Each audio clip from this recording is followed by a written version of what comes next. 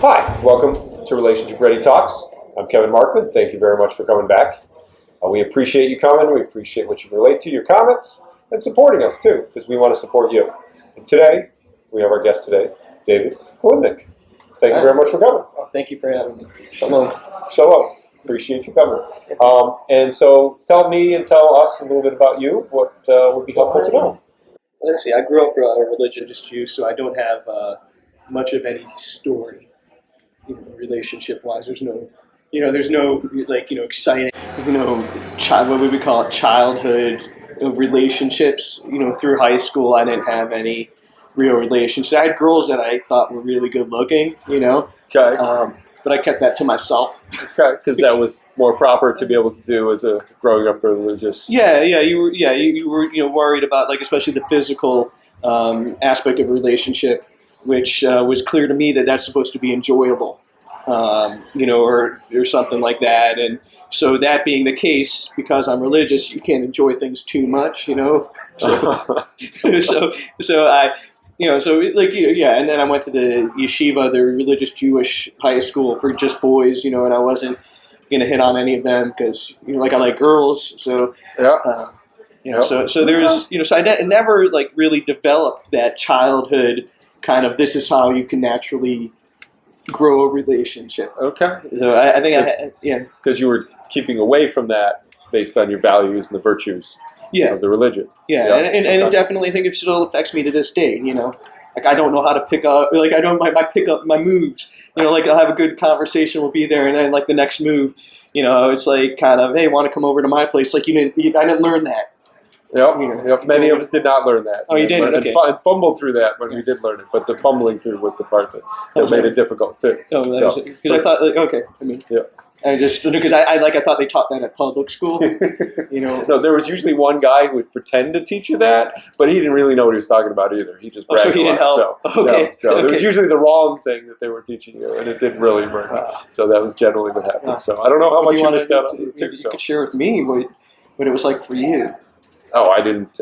I appreciated, but I always felt like you needed to have lots of things to offer, like a car and a job, and I didn't have those things as a kid. So until I figured out the value of me, then I went, oh, I have other things to offer too. So those were the things that I didn't know if you could pick somebody up and take them to the movies if you didn't have a car. I was like, can my mom pick you up? That didn't feel like a good date. So I delayed that until I figured out how to be able to do that. You were also a little repressed. Oh yeah, absolutely. Wow. I feel like this session has changed. It's turned around. It's shifted. I think the focus of it. Yes, but we're gonna shift the focus back to a relationship you would like to talk about. Tell us the beginning of a relationship that you experienced, and where did you meet? Where were you? What age were you at? That you want to start with? It was. Let's see. Well, there was. I'm thinking back to one that kind of ended because of long distance phone calls. Costing. I got the phone bill. I was over in Israel, and they lived in South Africa, and when I got that $1,600 phone bill, I was like, I don't think I can afford a relationship. Okay, well, take us back. That was towards the end. Take us back to the beginning of it. Where did you first meet this person? Well, this one. Well, that one. I don't know. I feel bad sharing that one now. I feel bad. What kind of relation? I think it's more of I haven't had any long. My longest relationship was, let's see, this is years. We're talking, my longest relationship was 5-6 months. Okay. And that was with an overseas, basically, I moved to Israel a long time ago, and then I ended up finding that I get along with people from, I got along, my longest relationships were, with Argentina, South Africa, even Australia. I'm really good with girls from the Southern Hemisphere. Okay. I feel like so that's what did you feel? What did you feel was significant about them that made you connect with them more than others? I think it's that I don't, my skin doesn't deal well with summers. So I feel like I was able to be like during my summer, I could be in there like winter. Okay. And I felt like maybe that I'm guessing just naturally. So it's environmental. It was environmental. Yeah, it was weather related. Weather related. Yeah. Okay. Okay. But I don't know what it is. I think it's just a different feeling of life. You know, none of them were very materialistic, and I guess, and I don't know if that's a northern southern hemisphere thing. I don't know because I know a lot of people in the northern hemisphere that aren't materialistic, but I feel like there was just a softness, different. I mean, Argentina is very different than Australia, especially, and even South Africa. They're more more like. Like, what are we going to the grocery? What are you? It's like, what do you mean? Like, just calm down. No, we're going to like everything's like a tango. Like it was like a real there's an excitement. And beyond energy? like there's like a lot of there's a lot of just excitement. Yeah, that kind of energy. Yeah. Okay. So, but it was so you had a particular connection to the not materialistic people in Argentina, South Africa, and Australia. But I think that the relationship that. If like that really kind of sticks in my mind right now isn't even the Southern Hemisphere. It's with a girl who was also religious. Okay. So I am with this girl who, is also religious, and we're, trying so hard to keep to this religious, I guess, ideal of not touching before marriage. This Jewish religious ideal based on based on Jewish law, which is something whether or not people do that in private and stuff in certain when they're at certain ages. That was the one that was I think probably the hardest for me to grapple with. Okay, and you connected through the religion or through family, or how did you connect? We connected. We first met at a dinner. Okay. And then it just took it from there. It's like you had that, you had caught the eyes, like you caught the eyes, had that feeling, she gave me that, that look back, and and then went away for didn't talk for a little, then we came right back. It was natural. Okay. And so it felt like a natural connection connection. Yeah. Exchanged eye contact. You felt something between each other. A little banter. Then back to some eye contact. Like I wasn't creepy like I am now, Like it was just which just felt natural at the dinner. Yeah, somehow somehow most girls when I just catch eyes and say hi, they're like with creep. Like I'm just saying hi, I'm not doing any there's nothing behind it, just just trying to be a nice person. And how old were you when this dinner happened, when you first met? This was around 5 years ago. Somewhere around there. So it wasn't too long ago. Okay. All right, and then you were at it. Was it a particular function dinner or a family dinner? It was more of it was a group kind of, it was like a Friday night, where just a bunch of people, like a function. Okay. Function kind of dinner. Like a lot of times, we have the Friday night dinner, so like a single people will host, and we'll host each other, and then sometimes you just, there's, somebody who's just like, let's all, so there is some intention to be able to bring people together and connect, and have community and meet people. Yeah, sometimes. Yeah, it's a nice. Yeah, it's nice, especially because just we don't on Friday night. There's if you're keeping the Sabbath, like the laws of the Sabbath, if you're living by that, then you're not watching TV usually, you're not driving, you're not doing anything. So having that time, it's just nice to be around other people. Mm-hmm. So if you don't have your own dinner, but again, it's like somebody in a big city will be like, oh, I'll make money off of your loneliness. So they sponsor the dinner to be able to bring people together. Sometimes they're sponsors. Usually you have to. Usually you pay. Okay. So it was but it wasn't too. It wasn't like a crazy amount. It's cheaper. But the purpose is to be able to connect with other people that have a shared value and shared belief. At that time, there is that. But you're doing that no matter where you are. And let's say I was in Jerusalem, so this is there's almost everybody. Not everybody, but I would say around. This is what everybody's 40% of the city shares my values, or 50%, or even 70, 80%. I don't know. No. So you're not struggling finding the value; you're just finding the people. Yeah, it's just for me, it was just showing up to have a community kind of dinner. Okay. Because it's nice, and and then and you can follow your values and follow the Jewish law. Friday night. But if somebody were to tell me I would be able to meet my, my special somebody, and I would have to not keep the laws of Sabbath. I would just say screw it. You know? No, I wouldn't do that. Like, no, I mean, it's natural that I'm going to be in that atmosphere, whether it's a communal dinner with families also and everybody, whatever it is, or if it's just singles that are allowed. Okay. Okay. So you met at this dinner, you connected, you shared a connection in some way, and then where did it go from there? From there, date. Just contacted her, and I don't so think you exchanged numbers, or how did you do it with following the rules? I think it was clear. I was like, I'm gonna find you. Okay. So it was might have been Facebook or something, because Facebook's big over there.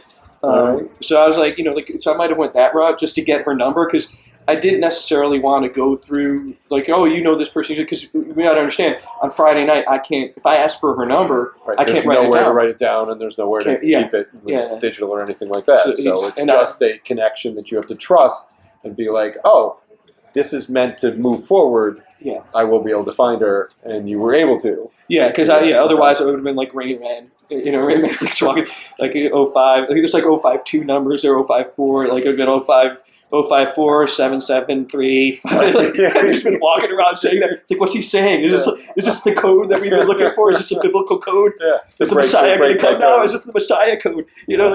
I couldn't. It's not a sign. So yeah. So that was so you found her after the Friday, and then reached out to her. Yeah. And she had the same vibe. Yeah, we had. It was nice. Like we went to billiards, like a billiards place, which was not a good idea, just because some of the kids there were just punks. Yeah. And I tried to let the person who's here, I was kind of they're more into Middle Eastern, so they have a lot of them share more of that. Their value a lot of times, men and women are very different. They have that. A lot of them hold strongly to that. So I was like, if you can let the lady, so billiards was not allowed for the. No, billiards was allowed. It's allowed. Okay. No, she could. In Israel, that stuff is allowed, and a lot of people in Israel have that. Kind of more, I would say, American value of women and men are kind of the same in regards to jobs, work and all that. Where we do the same stuff. So I'm not going to give a woman. Some of them, I'm not going to open up the door for a woman. I'm not going to let a woman go before me. But I was but here it was just they were going into our section of the, meaning the tables. It's here's the two tables, right? And she was here, and then they go right here and shoot before she. I was like, you got to have that. So they block her from that. It was just a common their courtesy. Values were no, you have to step no to down. Everybody. No to everybody. No to everybody. Okay. Yeah, because she was already shooting, and then they come around and get in her way. Your two tables are too close, so let that person go, and then you go. That's just billiards etiquette anywhere. It's etiquette. It's just obvious. But it wasn't the billiards etiquette. It was the patriarchal etiquette. No, it wasn't the patriarchal etiquette. It was just me being a chauvinist. I just said if you can let it's just if you can let her. Actually, I probably just said if you can let her go, it's just proper, And then they started getting all punks with me, and I was just just treat people right, So did that go over well? And not with well them. With her? Not with them. With her it was fine. With her it went over well. She respected me because I said I used over there when you say my brother, then they all calm down.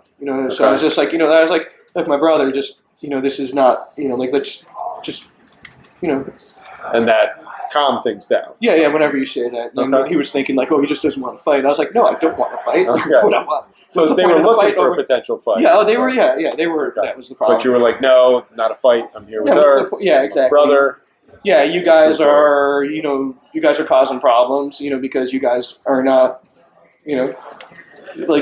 respecting. Yeah, because you guys are hanging out together, and you guys, just are not, dating right now. You guys are just hanging out with dudes, friends, and so you want to, you want to just show your male dominance over the guy who's on the date. Yeah, it was just I wasn't good to go. Okay, all right, and so you maintained that. Oh yeah, no, we just I was just maybe billiards isn't the right place for a first date. Okay. Unless if you just it's a classier, maybe just in a classier area or something. I don't know if it was a classier place. Okay.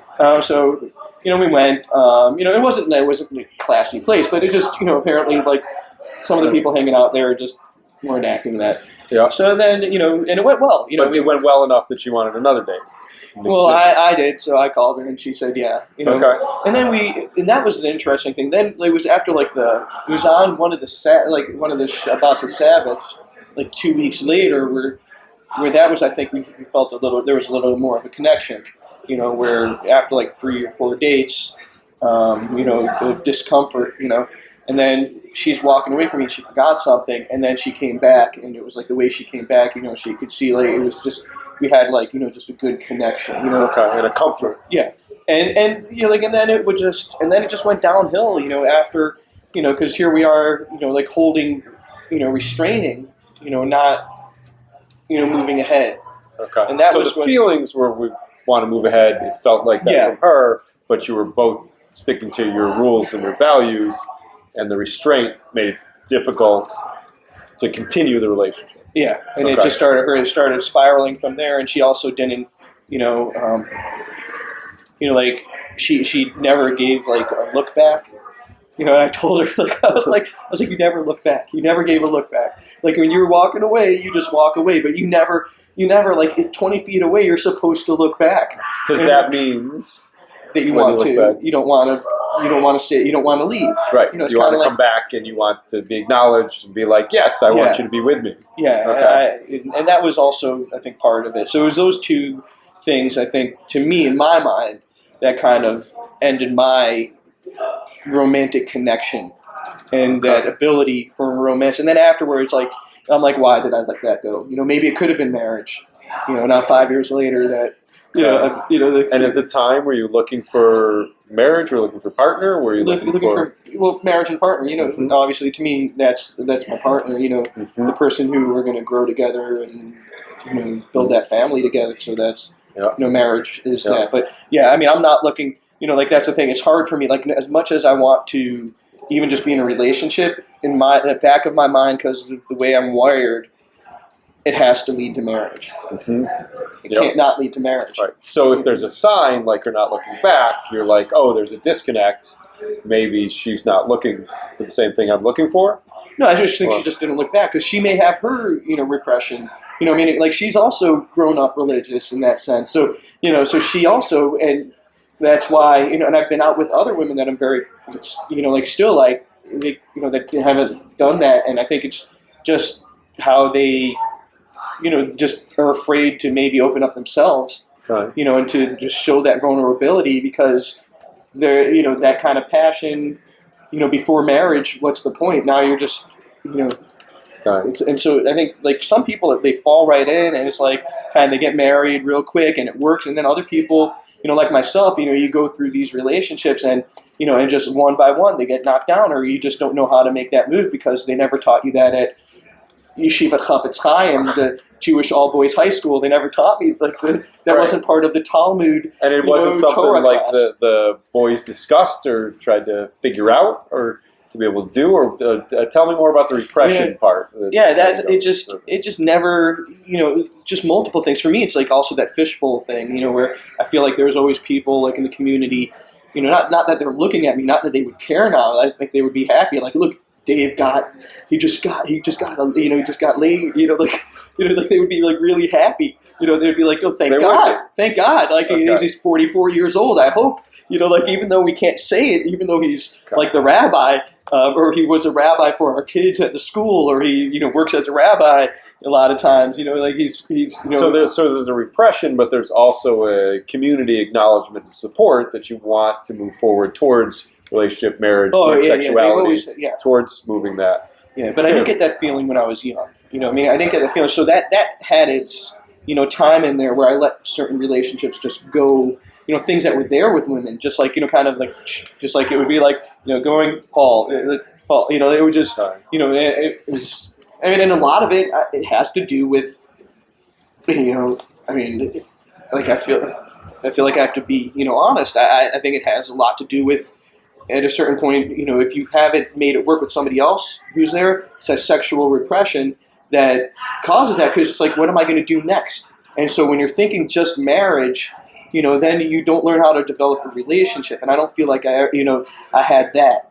Okay. And so when you're talking relationship, when I was younger, this when I was younger. Communication, are you talking sexuality? Communication, just the whole thing of being together, because it's like that physical aspect of the relationship is just so much on your mind, even though you don't think it should necessarily be the only thing that's on your mind. But you're not necessarily thinking that. Like, you're still with somebody and you see them as, like just this person that could be your partner in thought, and activity. I feel like it just having that, like, just, like, I'm being afraid in a sense. Okay. So because it may get to the physical, and then even though the emotional or the intellectual or the spiritual, you can grow that, but the other part is there, and that's the repression part, is like, even if this stuff grows, until we get to marriage. Yeah, and so this one just went by the wayside, like that one, because of. And did you stay connected? Did you No, talk, she hates me. Well, where does the hate come from? I think that she just, I don't know if she totally hates me, but she was like, why did he break it up? Because well, you're just, it was just too much, like, what are we going to do, Okay. Like, and I wasn't ready to get married tomorrow to her. Okay. So there was a pressure you felt of, like, okay, if we move to this point, then we're doing the marriage. Yeah. And she was more ahead of you in that. Like, I didn't want to just get married just to see if we're sexually compatible. Okay. And you had to do that. Okay. And it was just, and she was ready to do that. Yeah, and that's the thing. I think, like, just when you're younger, it works for a lot of people. When you start reaching, that 35, 40, especially not, like, you're already, you've been around this world too much. So what's the difference for younger and once younger? Just because you're in it together. You understand it. You're like, okay. Like, this is the law. This is the Jewish law that, like, okay, I get it, and I could work with this. And it's like, okay, together. You work together, and then you're not knowledgeable together. Okay, so you're fumbling around together trying to figure it out, and sometimes it's worth it to be able to go, okay, let's jump into marriage because the rest of the stuff's working. So let's try this and see if this works too. And sometimes, certain communities, they only go on 3 dates, get married after a week. Some communities do that. There are other communities that I'm more connected with where they'll date. Sometimes they'll even date for like a year or two. But, like, have they not necessarily touched? I wouldn't say that. Like me, they're not going to share it. Have they not, and if some of them possibly had sex, yeah. Like me. But it's not known. Yeah, it's not known to everybody else. It's known between the couple. Yeah, those people. They keep it down. Do you carry embarrassment or shame with that in the community, or do you have? Not when you're talking to your dudes. Okay. Okay. Like, like, people. You'll have some. I think people they don't. I think it's an internal thing. Like, do you have that shame? Do you not have that shame? Have you done anything? That's just, So it's a choice of what your relationship is to the laws and your relationship to the person. In private. To be able to do that in private. In public, it's, yes, you're following this, but your intention is the same because you've embraced the laws and the values. Yeah. Okay. And so if she is on the same path that you are and at that stage, then she can be in private with you, or you're even not supposed to be in private, really. Just you two. That's another law.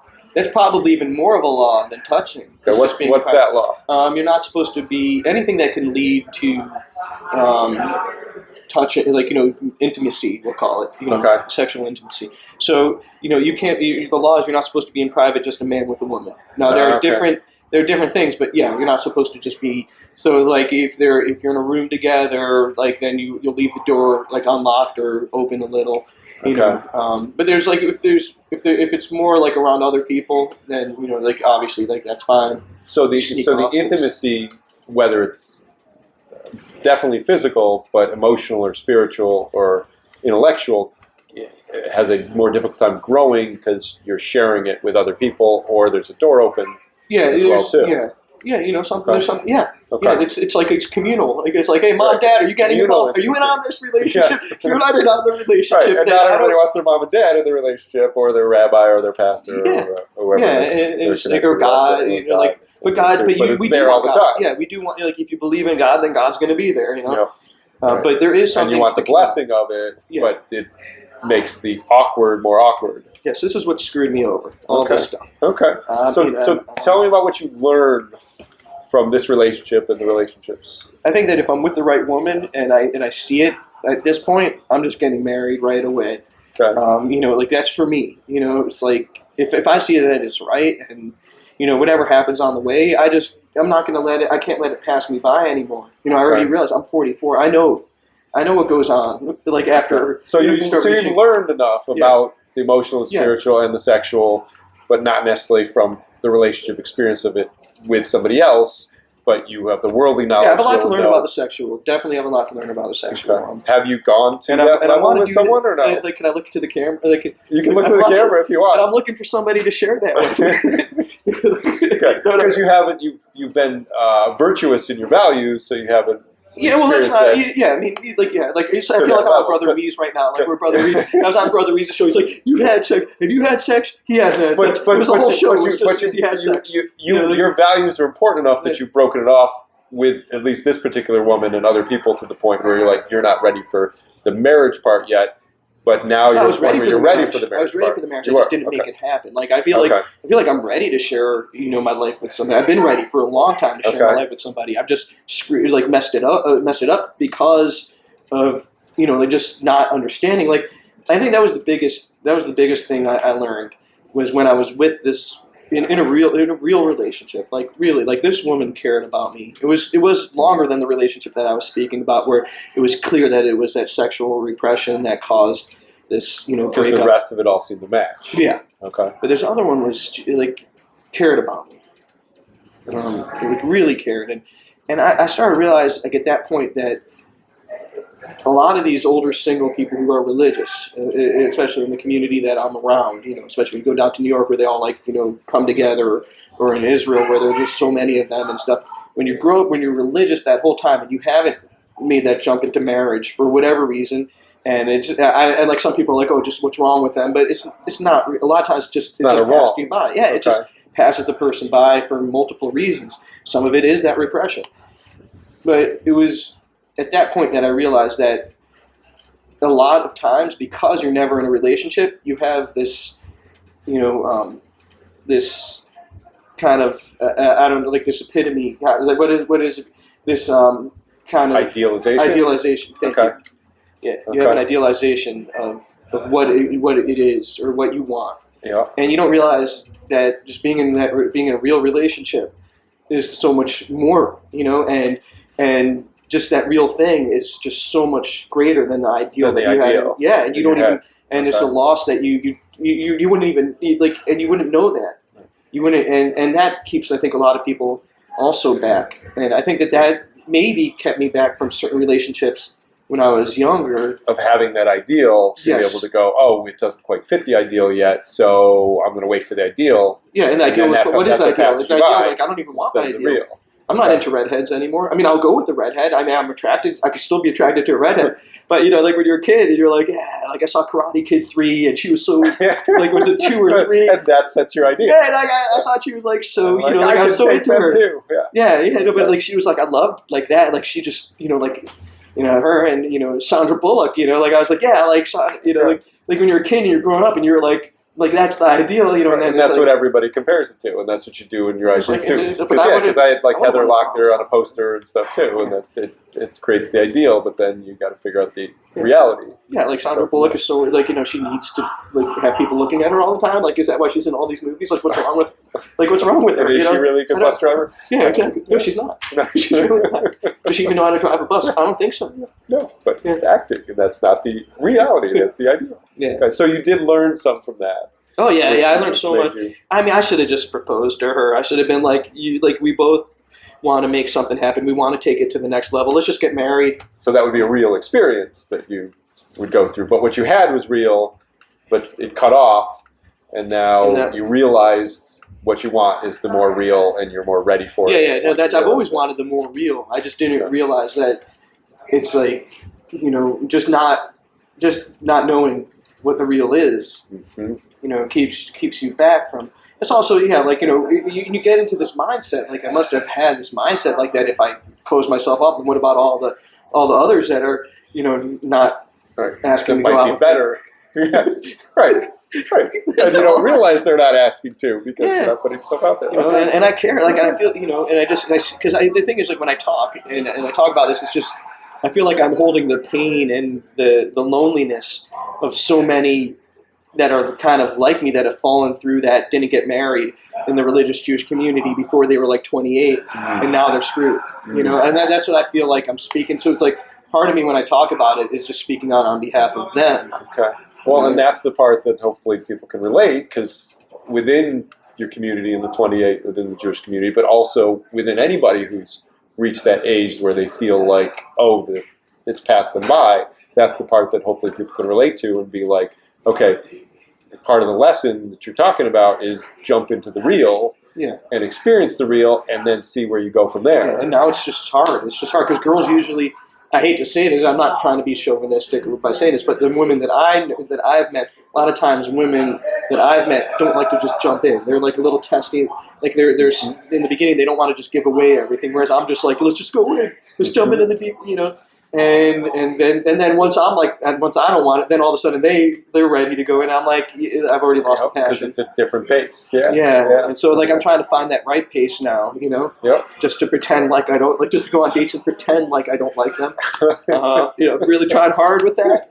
But the genuine part is the real part that you're experiencing. I just want to be with. I just want to be there with, you know, somebody sharing, you know, a good woman, you know, like, and I lose respect real quickly. I lose my respect for you know, like just that appreciation, you know, like when they show, like when somebody shows jealousy, I've just like lost all attraction. Like, and it's like, why are you jealous? Like, you know, this person, look at them, they're like single and 40 years old and you're jealous of them. Like, you should just be like wanting for them to meet somebody. Just the fact that I'm and friends with them. Appreciating and building and supporting them up. Okay. Yeah. So that turns you off. And totally turns it. Yeah. Okay. All right. Well, I hope you find that as well too, and it sounds like you're open for it and learn some things from it, and hopefully other people can learn from your experience just make as well it happen. too. Like, that's the thing. Like, just and for me, it's like at this point, like if it's like I'm really, you know, like I just go in, and if my heart gets broke, great, you know. It's just part of because you know the pain, but you also know the joy of jumping in. Yeah, just as well too. It's life, you know. Like, how much of it do we have? You know, and if we're not going to live in this world and try to make the most of it and do good, and I think that hopefully being in a relationship you can do good. I think that leads to it. You know, not being in one of those selfish. I can never be one of those selfish relationships. Where it's just like I'm holding hands and knocking off the people from the sidewalk because we're taking off the whole sidewalk. I can't do that. Right. Instead, building up the people around you, because that's part of the community. Yeah. Okay. Thanks, man. All right. Really, Thank you very much. Thanks for listening. Like, this really, like, I never have people listen. It's going to be confidential. It's shared with anybody on Relationship Ready Talks. And if there's anything else you want to share with them, then no, guys, really, honestly, you know, I just hope that, you know, this talk and me opening up a bit about how my life is like real bad can lead to you know, really making something happen with somebody that's near you, because the chances that you're going to meet somebody that is like your ideal, it's not going to happen. You're going to, like, nobody, they don't want to be with you. So, you know, just make it happen with the one that you're with, you know. Was that like, I don't know if that brought people up or brought them down. It brought people to reality. And it was no, wisdom, you should be attracted. Be attracted, man. Like, be like into that. Like, you should totally be into them. Like, you know, be totally attracted. Right. But like they're probably much better looking than the ideal, because the ideal gets older. They get older. Who you're with and experience who you're with, and instead of looking for the ideal. And that's a nice lesson that hopefully we can all follow. Amen. So, thank you very much, David. I appreciate it. Thank you for coming to Relationship Ready really Talks. If you like, then please like us, subscribe, comment, whatever you can relate to. Let's talk about it in the chat as well too. So thank you very much. And that will be shared with everybody. Apparently, I wish I would have known that. It would have been nice to have known that this is going to be streamed or just put out there. Okay, enjoy. Okay, I hope my parents don't. Thank you all. Thank David. And thank you all very much. Take care. Thanks a lot.